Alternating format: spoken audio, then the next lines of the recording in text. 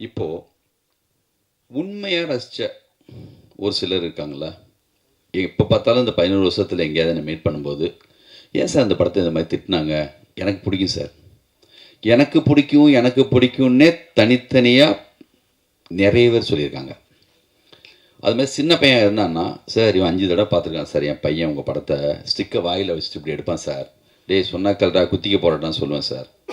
நானே இந்த படம் யோசிச்சப்போ, நான் சின்ன வயசாக இருந்தப்போ ஒரு படம் பார்த்தா என்ன மனநிலைக்கு பார்ப்பனோ அந்த மனநிலைக்கு தான் படம் பண்ணது. இது உலகமாக கதை அப்படி புரட்டி போட்ட மாதிரி படம் நினச்சிட்டுலாம் பண்ணல, ஒரு படம் அவ்வளோதான். ஆனால் சூர்யா ஃபேன்ஸுக்கு நேற்று அவங்களோட மீட் பண்ணேன். நான் என்னென்னலாம் நினச்சி பண்ணணும் அது எல்லாமே அவங்களுக்கு கனெக்ட் ஆகியிருந்திருக்கு. ஒரு ஹீரோவாக அவர் எப்படி எப்படிலாம் வரணும்னு ஆசைப்பட்டாங்களோ அது இருந்திருக்கு. ரியலாக எனக்கு பிடிச்சது சார் சொன்னாங்க அவங்க, அந்த குட்டி பசங்க 11 வருஷம் கழிச்சு அவங்க உண்மையாக ரியலாக ரசித்த சூர்யா ஃபேன்ஸு இவங்களுக்கெல்லாம் தான் இந்த படம். எங்கள் திருப்திக்காகவும் அந்த காலகட்டத்தில் திருப்பதி பிரதர்ஸில் போஸ் மாதிரி ஒரு ப்ரொடியூசர் இல்லைன்னா இவ்வளோ பெரிய பட்ஜெட்டில் அப்போ படம் பண்ணியிருக்க முடியாது. மிகப்பெரிய பட்ஜெட் அப்போ சூர்யா சாருக்கு. பாம்பேயில் மட்டுமே 120 நாள் ஷூட்டிங், கோவா பாம்பேலாம் சேர்த்து. அப்படி ஒத்துக்கிட்டு கண்டினியூவாக அப்போ திருப்பதி பிரதர்ஸ் உங்களுக்கு தெரியும், சின்ன படம் பெரிய படம்னு சொல்லி கோலி சோடா, மஞ்சப்பை, வழக்கியன், சதுரங்க வேட்டை, கும்கி, கண்டினியூவாக. அதே காலகட்டத்தில் ரஜினி முருகன், எத்தனை படம், வேட்டை, அப்படி இருந்த ஒரு கம்பெனி ஒரு தொடர் வெற்றி கூட என்னென்னா ஒரு விதமான ஒரு கோபம், ஒரு வெறுப்பு, ஒரு பொறாமை, இது எல்லாத்தையும் கூட ஏற்படுத்தும். அதையும் தாண்டி நம்ம மேலே பேரன்போடு இருக்கிற ஒரு சிலர் இருக்காங்க. நம்மளுடைய அன்பு, எனர்ஜி, உழைப்பு இதெல்லாம் வச்சு அதெல்லாம் நம்ம முறியடிக்கிறதுக்கான ஒரு ஒர்க்கு தான் நம்ம பண்ணிகிட்டே போகணும். நான் நம்மளை அப்படி அடித்தவங்க இப்போ தயவுதாட்சியமே இல்லாமல் எல்லாருமேலே அது இருக்குது. உன்னை விட நான் எவ்வளோ பெரிய கெட்ட வார்த்தை பயன்படுத்தின ரேஞ்சுக்கு ஆகிட்டாங்க. எனக்கு பயமே இல்லை. இப்போது என்ன தெரியுமா, 11 வருஷத்துக்கு முன்னாடி இதை விட பெரிய கெட்ட வார்த்தை எனக்கு புதுசாக பயன்படுத்த போவதில்லை. இப்போ சிலர் போடுறாங்க, டே நீ மறுபடியும் தோக்குறதுக்கு இன்னொரு தடவை ரிலீஸ் பண்ணுறியான்னு. இது வெற்றி தோல்விக்காகவே நான் யோசிச்சு வரல. இது நாங்கள் விரும்பினோம், நாங்கள் ரொம்ப பிடிச்சி தான் இந்த படத்தை எடுத்தோம். ஒரு படம் நம்ம நினச்ச மாதிரியே 2 மாதிரி மாறலாம், ஆனந்த மாதிரி ஆகலாம், சண்டைக்கோழி மாதிரி ஆகலாம், நம்ம கையில் இல்லை. ஒரு வேலை செய்கிறோம், அது எவ்வளோக்கு போகுதுங்கிறது ஆடியன்ஸ்கிட்ட வந்த பிறகு தான் தெரியும். நீங்கள்லாம் சொன்ன குறைகள், ஆடியன்ஸுக்கிட்டேருந்து வந்த ஃபீட்பேக் எல்லாம் வச்சு ஒரு எடிட் பண்ணியிருக்கேன். ஒரு டைம் பத்தலை, அந்த நேரத்தில் டேட்டு போட்டாச்சு, ஆகஸ்ட் 15ன்னு யூடிவி ஒரு அக்ரிமெண்ட்டு போட்டு இந்த இதில் ரிலீஸ் பண்ணணுன்னு. ஃபஸ்ட் ஹாஃப் செகண்ட் ஹாஃப் சேர்ந்து பார்க்க கூட நேரம் இல்லாமல் இருந்துச்சு. எனக்கு பிடிச்ச மாதிரியான எல்லா நண்பர்களும் இந்த படத்தை போட்டு காட்டினேன். தொடர் வெட்டியில் இருக்கப்ப பிரச்சனை என்னென்னா, இவருக்கு தெரியாததா, இவரே இத்தனை ஹிட்டு கொடுக்குறாரு, அப்படி பேசாமல் போயிடுவாங்க. இது ஒரு மாயான உலகம். தோத்தாளுங்க பிரச்சனை ரொம்ப அதிகமாக சஜஷன் கொடுப்பாங்க. சார் நீங்கள் அசிஸ்டன்ட் டைரக்டர்ஸ்லாம் பழைய ஆட்களை வச்சுக்காங்க சார், மாற்றுங்க சார். இதுவே ஜெயிச்சா அவர் எக்ஸ்பீரியன்ஸான ஆளுங்களாம் வச்சுருக்காங்க சார், அவர் வேறு மாதிரி சார் அப்படிம்பாங்க. கொஞ்சம் கூடுதலாக சொல்லுவாங்க, சார் ட்ரெண்டு மாறி போச்சு சார், நீங்கள் கூட கொஞ்சம் மாறணும் சார்ம்பாங்க. அதனால் இது ஒரு மாதிரியான ஒரு உலகம். நம்ம வெற்றி தோல்விக்காகலாம் இந்த படத்தை சவால் விடுறதுக்காக இந்த படத்தை மறுபடியும் ரிலீஸ் பண்ணல. இது வரைக்கும் கேட்ட எல்லா முக்கியமான விஷயங்களை வச்சுட்டு நல்ல டைம் இருந்துச்சு. நம்ம நினச்சப்போ எடிட் பண்ணலாம், கீழே எடிட் சூட் இருந்துச்சு. போஸ் சார் ரொம்ப விரும்பினார். நம்ம கம்பெனியில் இருக்கிற கனகு, வெங்கடேஷ், என் அசிஸ்டன்ஸு பிரபு, அப்புறம் விஷ்ணு, சக்கரை எங்கள் மேனேஜர் எல்லாமே அப்பப்போ என்னை கூப்பிடுவாங்க, இந்த மாதிரி ஒன்று எடிட் பண்ணியிருக்கோம் பாருங்கன்னு. இது பெரிய ப்ராசஸ், 2 வருஷமாக நடந்துச்சு. அதுக்கப்புறம் ஆண்டனி பார்த்தாரு, அவரும் சின்னதாக ஒரு இது பண்ணார். இவங்க ஃபேன்ஸுக்கெல்லாம் போட்டோம். எப்பயும் போல் எல்லோரும் சொன்ன மாதிரி எங்களுக்கு என்ன சார் இப்போ போடுறது, எனக்கு அப்போவே பிடிச்சி தான் சார் இருந்துச்சு சொல்லிட்டு அவங்க ஃபேன்ஸ் பார்த்தாங்க. அவங்களுக்கு இப்போயும் பிடிச்சிருக்குன்னு சொல்கிறாங்க. பார்க்கலாம். இதுக்கப்புறம் உங்கள்கிட்ட நான் இந்த பொறுப்பை படைக்கிறேன். நீங்கள் படம் பாருங்கள், நிச்சயமாக உங்களுக்கு பிடிக்கும்னு நம்புகிறேன். நீங்கள் தான் இன்னும் சரியாக எடுத்துகிட்டு போகணும் இதை. நன்றி சார். எனக்கு அப்பவும் பிடிச்சிருந்தது. எனக்கு கூட நீங்கள் சொன்ன மாதிரி அந்த ட்ரோல் தான் இந்த படம் அப்போ அந்த அளவுக்கு ஜெயிக்காமல் போனதுக்கு காரணமோன்னு ஒரு சந்தேகம் இப்போ வருது நீங்கள் சொல்கிறப்ப. ஏன்னா அவ்வளோ நல்லா இருந்தது. நான் இப்போ ஒரு டெய்லி பேப்பரில் ரிவ்யூ எழுதுனா அவ்வளோ பிரமாதமாக இருந்தது. இப்போது ஒருவேளை இப்போ இந்த 36 நிமிஷம் குறைச்சி இப்போ ஹிட் ஆச்சுன்னா அஞ்சான் பார்ட் 2 வருமா? முதல்ல இது வரட்டும். அதுக்கு அதை கேட்குறேன். அதே மாதிரி ஆனந்தம், ரன், சண்டைக்கோழி இந்த படங்கள்லாம் விட்டு அஞ்சான் இப்போ ரீரிலீஸ், அதாவது ரீஎடிட் பண்ணி ரிலீஸ் பண்ணுற ரீசன் என்ன சார்? அதை சொன்னேனே, இவ்வளோ நேரம் சொன்ன காரணம் அதுதான். உண்மையிலேயே எனக்கு பிடிச்ச படம் அது. சார் வணக்கம் சார். வணக்கம். தொடர்ந்து வந்து ரஜினி, கமல், விஜய், அஜித், சூர்யா போன்ற படங்களை வந்து சின்ன படங்கள் வீக்லி 10 படம் வருது. அந்த சூழலில் வந்து நீங்கள் தொடர்ந்து ரிலீஸ் பண்ணுறாங்க, நீங்களும் அந்த வரிசையில் பண்ணுறீங்க. இது வந்து சின்ன படங்கள் வந்து இந்த படங்களை ரிலீஸ் பண்ணுறதுனால பாதிக்கப்படாதா? இப்போ எந்த சின்ன படம் வருதுங்க? தொடர்ந்து வீக்லி 10 படங்கள் வந்துட்டு இருக்கு சார். அது சின்ன படம் பெரிய படம் ரெண்டும் வந்துட்டு தான் இருக்கும். இப்போ இல்லை, அழகி படத்தப்பே அவர் சொன்னார், என் சின்ன படத்துக்கு தேர் தர மாட்டேங்கிறான்னு தங்கர் பச்சான். எல்லா கட்டத்தையும் இதுதான் இருக்கும். பெரிய படம் சின்ன படம் தேட்டர் வந்த பிறகு தானே. நீங்கள் பட்ஜெட்டை வச்சு சொல்கிறீங்களா? யாரும் முடிவு எடுக்கிறது? அதை ஃபேமிலி இப்போ அந்த டூரிஸ்ட் ஃபேமிலி வந்துச்சு, அது சின்ன படமா பெரிய படமா? அதே காலகட்டத்தில் மிகப்பெரிய படம் கூட வந்திருக்கும். வந்த பிறகு எது பெரிய படமாக மாறும்னு கண்டென்ட் வைஸாக தான் இருக்குது. அந்த கணக்கே கிடையாது. 2 தேட்டரில் போடுவாங்க, அதுக்கப்புறம் நல்லா இருக்குன்னு சொன்னால் அதுதான் பெரிய தேட்டருக்கு மாறும். கோலி சோடாவும் அதே நேரத்தில் வேறு பெரிய படமும் வந்துச்சு. கோலி சோடாவை வந்து தேட்டரே தரமாட்டேன்ட்டாங்க ஃபஸ்ட் சத்யம் தேட்டரில். சின்ன தேட்டரில் போட்டோம். ஒரு வாரம் கழிச்சு அந்த பெரிய படம் சொன்னப்பட்ட படம் சின்ன தேட்டருக்கு வந்துச்சு, நம்ம படம் பெரிய தேட்டருக்கு போச்சு. சதுரங்க வெடி கூட அப்படி தான். அதனால் வந்து என்னென்னா, சின்ன படம் பெரிய படங்கிறது தேட்டருக்கு வந்ததுக்கு பிறகு தான். ஒரு ஷோ ஒரு தேட்டரில் ஓடினா கூட அவன் தெரிஞ்சிடும், சார் அந்த படம் ஃபுல்லாக தானே சார், நம்ம தேட்டருக்கு மாற்றிக்கலாமா அப்படி மாற்றிடுவாங்க. லோக்கான ஒரு படம் மலையாளத்துலேருந்து, ஒரு போஸ்ட் கூட கிடையாது, எந்த விளம்பரமும் இல்லை, யார் இருக்கா ஹீரோ, அந்த மாதிரி படங்கிறது சின்ன படம் பெரிய படம் இந்த கணக்கெல்லாம் கிடையாதுங்க எனக்கு தெரிஞ்சு. சார் இப்போ இந்த 36 நிமிஷத்தில் சூர்யா சார் போர்ஷன் அதிகம் குறைச்சிருக்கீங்களா, சமந்தா போர்ஷன் அதிகம் குறைச்சிருக்கீங்களா?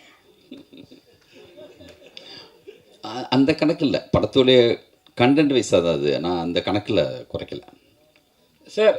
இது வந்து படத்தை தாண்டி ஒரு சின்ன விஷயம் டவுட்டுக்காக தான் கேட்குறேன். சுபாஷ் சார் வந்து எலெக்ஷனில் போட்டிடுறாரு, ப்ரொடியூசர் கவுன்சில் எலெக்ஷனில், நீங்களும் போட்டிடுறீங்களா? அந்த எலெக்ஷன் வேணாம், இந்த எலெக்ஷன் வேணாம், அஞ்சான் மட்டும். லிங்குசாமி சார்,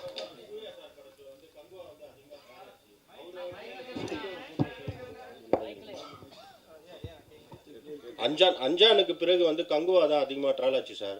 அதனால சூர்யா சாரை வந்து டார்கெட் பண்ணி ஒரு குரூப் இருக்கு. அப்படி எனக்கு பர்டிகுலராக சொல்ல தெரியல.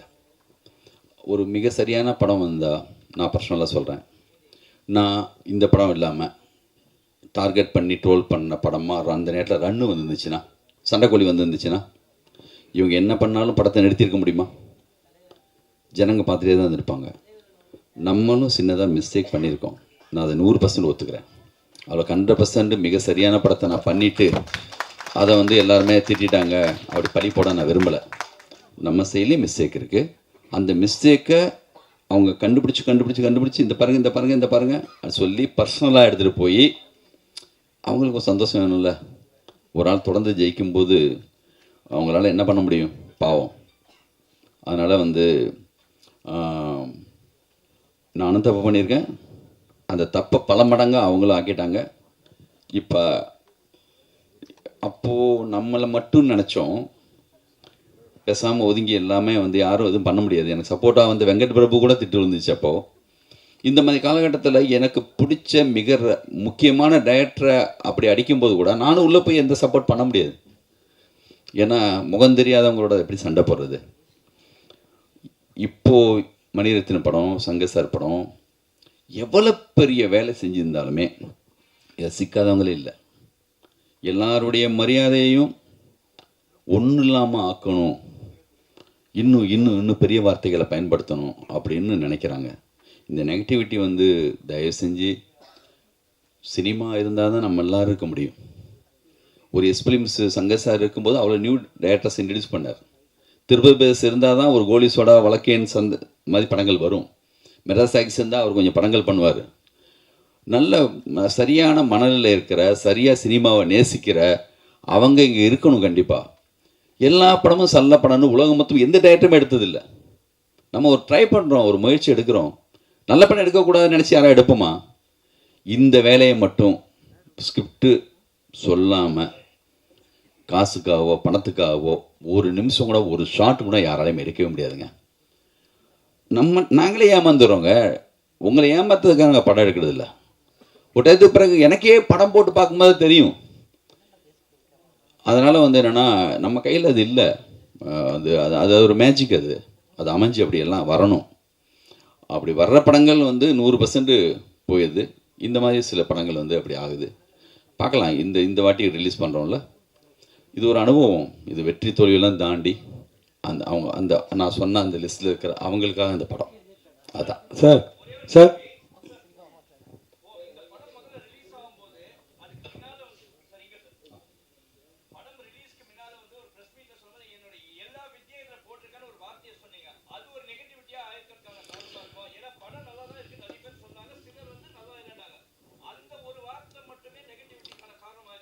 ஒரு வார்த்தையில் ஒரு படத்தையெல்லாம் காலி பண்ண முடியுமா என்ன?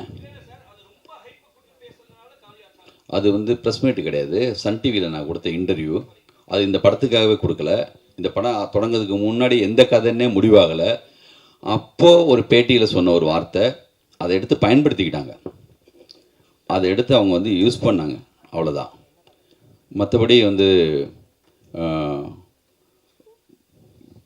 ஒரு விட்டேத்தியாக ஊர்லேருந்து வெட்ட வெளிச்சமாக யாருமே தெரியாத வந்த ஒரு ஆளுக்கு கான்ஃபிடண்ட்டாக ஒரு வார்த்தை சொல்கிறதுல என்ன தப்பு?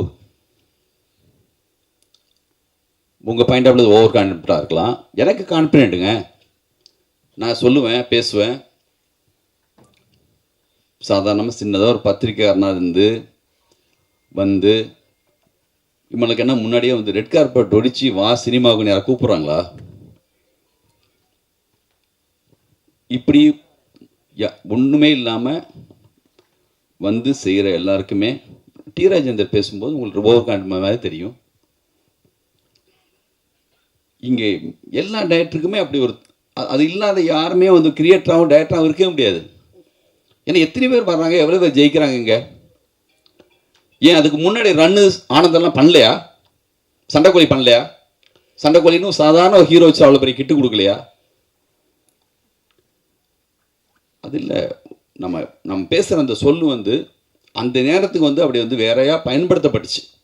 பண்ணவையான்னு தெரியும், பண்ண சொன்னது யாருன்னு தெரியும்.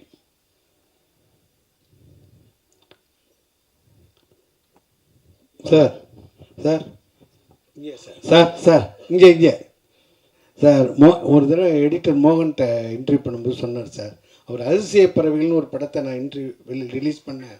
அது வந்து சரியாக போகலை. உடனே இன்டர்வலுக்கு அப்புறம் உள்ளது முன்னாடி போட்டு இன்டர்வலுக்கு அப்புறம் பின்னாடி போட்டேன், ஆர்டரை மாற்றினேன். அதனால் அது சக்ஸஸாக போய் கலெக்ஷனில் ரொம்ப சூப்பராக போச்சுன்னு சொல்லியிருந்தேன். அதேமாதிரி அந்த ஜிம்கான வேலையை இதில் பண்ணியிருக்கலாம் சார். நீங்கள் பாருங்கள், இவரை நான் மறக்கவே முடியாது என் லைஃப்பில். இவரை மறக்கவே மாட்டேன் என் லைஃப்பில். என்னுடைய முதல் விமர்சனம் ஆனந்தத்துக்கு இவர் கண்ணீர். இவர் தாரதாரையாக இவர்கிட்ட வந்து பொங்கி அழுத கண்ணீரை வந்து நான் வந்து நம்ம நடிகர் சங்கத்தில் இருக்கிற தியேட்டரில் நானும் இந்த படம் என்ன செய்ய போகுதுங்கிற ஆர்வத்தோட அந்த படத்தை அப்போல்லாம் வெற்றி தோல்வியை பற்றி நான் கவலையே பட்டது இல்லை. ஒரு படம் பண்ணுறோம், என்னோடய உணர்வுகளை சொல்கிறேன், அந்த மூடோடு தான் நான் அந்த படத்தை எடுத்தேன். அந்த படத்துக்காக போய் உள்ளே உட்காந்து பார்த்துட்டு இருக்கும்போது சைடில் திரும்பி பார்க்குறேன், இவர் தேம்பி அழுதுட்டுருக்கார். இல்லை, அந்த படம் பார்த்துட்டு அழாமல் இருந்தாங்கன்னா அவங்க வந்து மனசே இல்லைன்னு அர்த்தம். மிக சரியான படத்தில் வந்து சரியான கண்ணீர் வந்து தான் தீரும். அது எனக்கு பெரிய சிம்டம்ஸ். எனக்கு இவர் அழுதது என்னங்க அப்படியா? முழுக்கவும் அப்படி சொல்லிட முடியாது.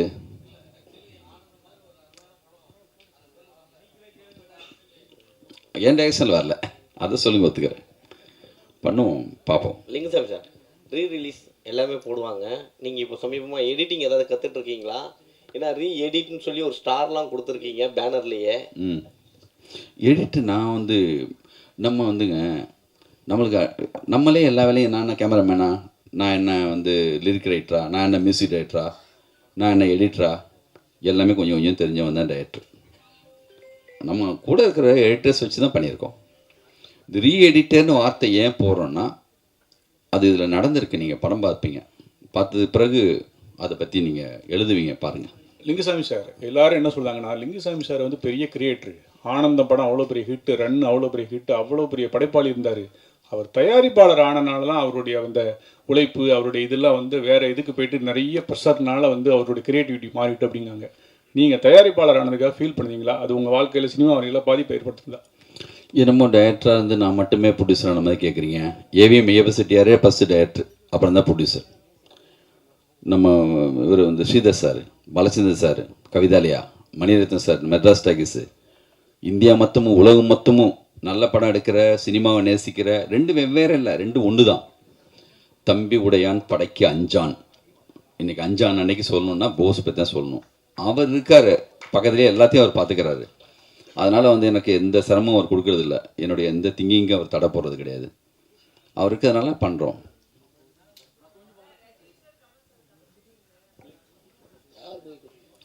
ரஜினி சார் நானா? நான் எங்கே சொன்னேன்? கவிதா எந்திரிச்சு நல்லா சத்தமாக கேளுங்க. சத்தமாக கேட்கல.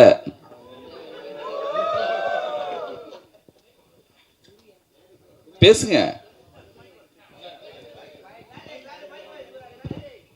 சரி, படம் போடணும். இதோட கடைசியாக வச்சுக்கலாமா கொஸ்டின்? ப்ளீஸ் சார், நீங்க வந்து ரஜினி சாருக்கும் கமல் சாருக்கும் கதை சொல்ல போறதா ஒரு தகவல் இருந்துச்சு. அவங்கள வச்சு படம் பண்ண போறத பத்தி உங்களுடைய கருத்து என்ன? இப்ப வரக்கூடிய யங் டைரக்டர்ஸ் பார்க்கும்போது என்ன தோணுது உங்களுக்கு? அது யார் சொன்னது நான் உங்களை 2 பேருக்கு கதை சொல்ல போகிறேன்னு? ரஜினி சாரே சொன்னாரா? தேவாவே சொன்னாரா? இல்லை, அப்படி கதை என்கிட்ட இருந்தால் கண்டிப்பாக நானும் போய் சொல்லுவேன். அதை பற்றி ஒன்றும் இல்லை. அப்படி ஒரு ஸ்கிரிப்ட் என்கிட்ட இல்லை. புதுசாக வந்தவங்க நிறைய பேர் நல்லா பண்ணுறாங்க. அற்புதமாக போயிட்டுருக்கு. தேங்க்யூ. என்ன படங்க? அஜித்தோட ஜி படம் ரீ ரிலீஸ் பண்ணுவீங்களான்னு கேக்குறாரு. அது யார் கேட்குறது? அது உங்களுக்கு பிடிச்ச படமா? நாளைக்கு தான் அட்டகாசம் வருது, அதை பாருங்க. தேங்க்யூ சார், ரொம்ப நன்றி சார். தேங்க்யூ.